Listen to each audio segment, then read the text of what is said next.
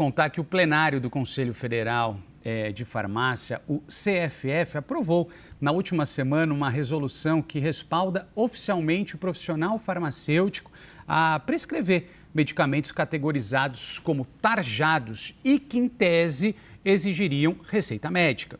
Essa autorização ela deve entrar em vigor isso nos próximos 30 dias. Por isso, para falar mais a respeito desse assunto, a gente vai conversar agora com a Cíntia Rios, que é membro da Comissão de Farmacoterapia e Prescrição do CFF.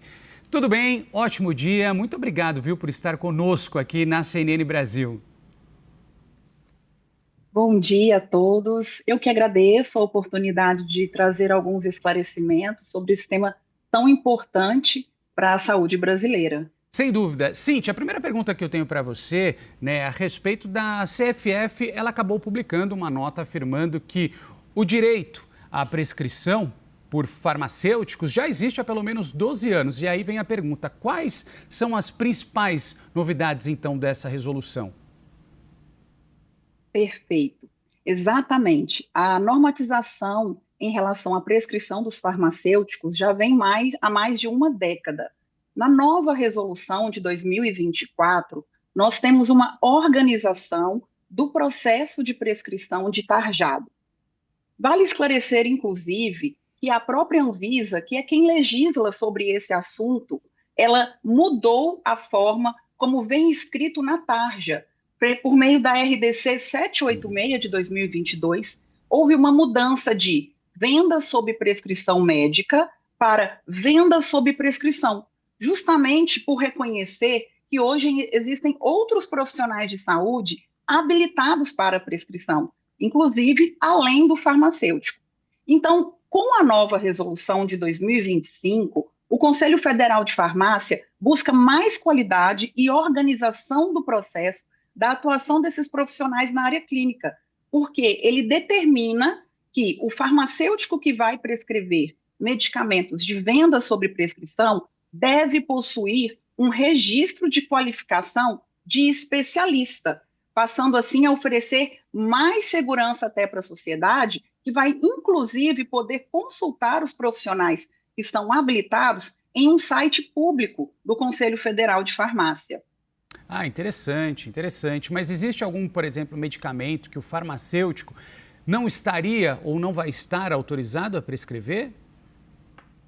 Sim, é muito importante esclarecer que a prescrição, ela primeiramente estará condicionada a protocolos e diretrizes pré-estabelecidos, baseado em evidências robustas e, principalmente, que isso está condicionado a um acompanhamento sistemático do paciente, a uma consulta e a avaliação da necessidade desses pacientes, e, sobretudo, ressaltando que nós temos diretrizes curriculares estabelecidas pelo Ministério da Educação que definem que o farmacêutico está apto a fazer uma anamnese, a solicitar, interpretar exames e a prescrever. Porém, de acordo com a portaria 344 da Anvisa, existem alguns medicamentos que são de venda sob prescrição médica e de notificação de receita.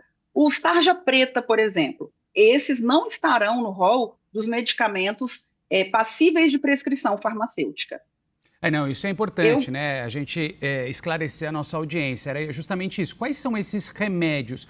São, sobretudo, os tarjados, o tarja preta, né? Perfeito. Nós vamos ter medicamentos tarja preta, aqueles que são vendidos com a notificação amarela, com a notificação azul, alguns medicamentos que já são classificados como uso restrito para ambientes hospitalares, por exemplo, não estarão incluídos nesse rol.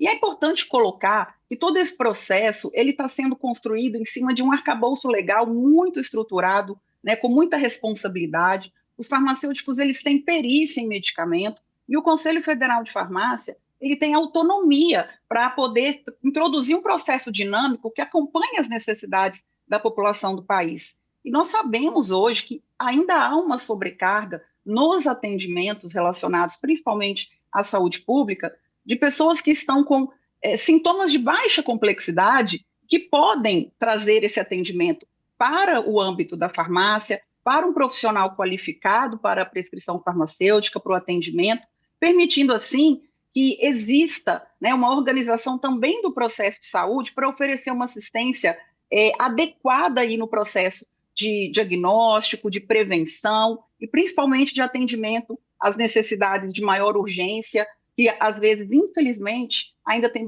brasileiros que morrem nas filas precisando de assistência.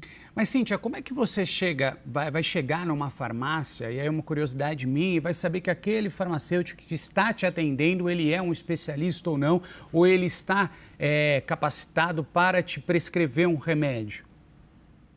Excelente. É importante esclarecer que pela Resolução 586 do Conselho Federal, lá de 2013, e pela Lei Federal 13.021, de 2014, a farmácia é definida como estabelecimento de saúde e, por lei, tem a competência e a obrigação de fornecer essa assistência para o paciente que busca por orientações.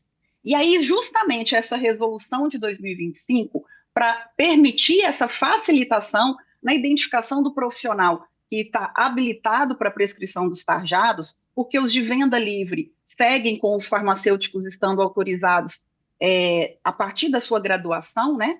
Ela organizou esse registro de qualificação de especialista, que o farmacêutico vai solicitar mediante a comprovação dos documentos de que ele tem as qualificações exigidas, e o Conselho vai fornecer um número nacional que ele deve colocar junto das suas credenciais profissionais e carimbar a prescrição.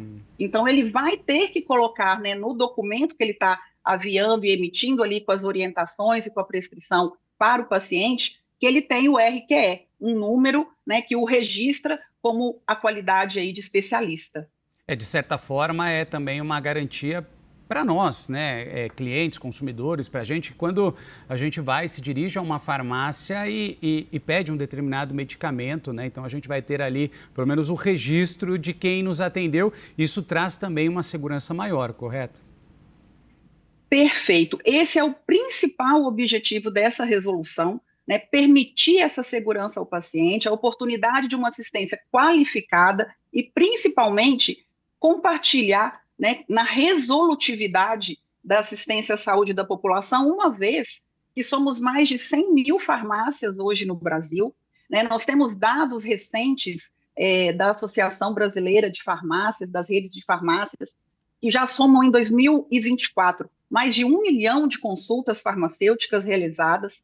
Também temos dados do Ministério da Saúde de mais de 1 milhão de consultas farmacêuticas realizadas no âmbito da atenção primária, e isso significa acessibilidade e assistência qualificada à população que ainda, né, nos dias atuais, se automedica, né, provoca reações adversas relacionadas ao uso irracional de medicamentos. Então, ter um farmacêutico acessível e qualificado e de confiança para atender a população é a preocupação do Conselho Federal de Farmácia. Só para a gente finalizar esse nosso bate-papo, Cíntia, você tocou num assunto extremamente importante, né? E nós aqui como comunicadores, como empresa de comunicação, a gente tem esse papel também. Qual que é a importância e os riscos, sobretudo, acho que de não se automedicar, né? Você como uma pessoa especialista nesse assunto, a gente está falando de um momento onde a gente vai conseguir dialogar com um especialista, um farmacêutico que pode prescrever um medicamento, mas a gente tem que tomar muito cuidado com a automedicação. Eu queria ouvir um pouco da sua opinião. Perfeito, excelente oportunidade de trazer essa orientação à população. O medicamento, ele tem uma diferença importante em relação ao seu benefício e ao seu risco, exatamente na forma de usar, exatamente no momento adequado de usar e na forma correta de uso. Então, eu posso fazer um uso de medicamento, muitas vezes indevido e irracional, que traz um prejuízo. Uma vez que eu tenho uma orientação e uma prescrição determinada por um especialista em medicamento, que é, por essência, a formação do farmacêutico, nós estamos garantindo para a população mais acesso a uma saúde qualificada e segura. Lembrando, inclusive, que alguns pacientes já buscam farmácia para fazer a compra desses medicamentos sem prescrição, inclusive médica, e de nenhum outro profissional. Então, hoje o Conselho quer investir, inclusive, conferindo gratuitamente qualificação, cursos de qualificação, para que esse farmacêutico lá da ponta, que realmente é o de confiança e acessível para o paciente, possa estar preparado para todas essas demandas que são de menor complexidade, e também ele está preparado com perícia para identificar os sinais de alerta que justificam o encaminhamento desse paciente para uma unidade de saúde, para um atendimento médico, de uma forma, inclusive, documentada, com esse primeiro atendimento já ali traçado e direcionando esse paciente da maneira mais adequada. A gente conversou com a Cíntia Rios, que é membro da Comissão de Farmacoterapia e também Prescrição do CFF. Te agradeço, viu? Todos os esclarecimentos. Desejo a você um bom domingo. Obrigado. Igualmente, obrigada.